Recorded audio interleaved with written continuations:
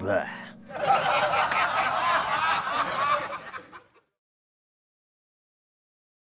Here's the thing, though, and this is important to note. Howie was not stoked about this article when it came out. Howie saw that Legs posted this on Facebook and was not pleased and felt that things were taken out of context. I could see why. Like, these are really just sort of like pastiches of various stories right there. Okay, so now here we are with Punk Magazine.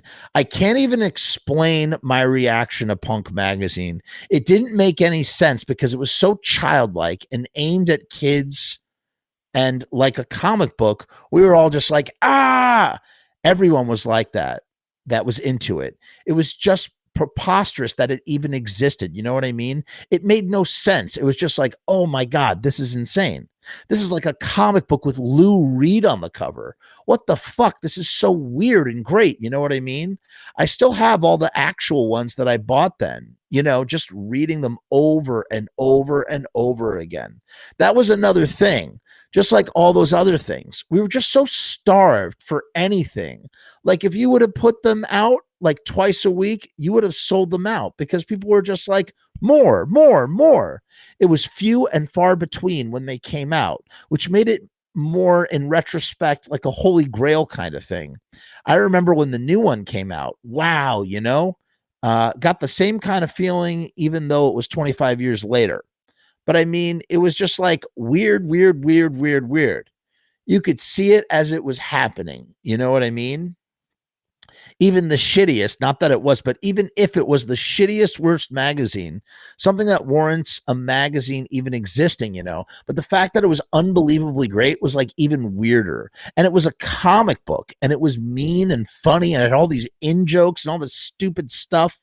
And it was a small neighborhood with a local thing, and it worked on both levels. Like the Little Rascals or certain cartoons that you could watch with your parents. Someone in England could read it and get it, but then, you know, all the New Yorky little jokes might go over their head, and they wouldn't know what it meant, but it didn't matter. And it was really smart.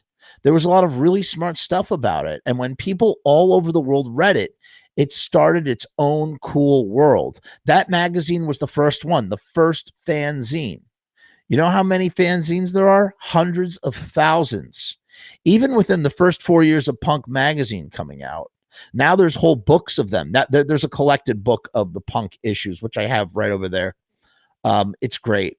Even with the first 4 years of Punk magazines coming out, now there's whole books of them. It's crazy. There's websites.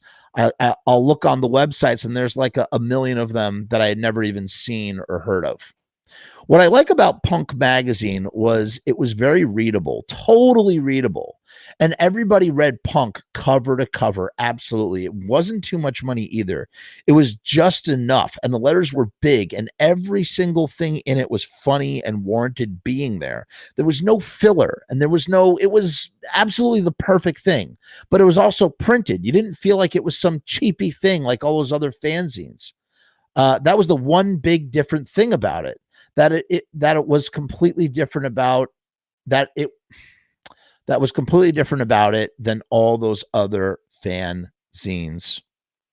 There's Howie with his bass. It says "Blessed Be."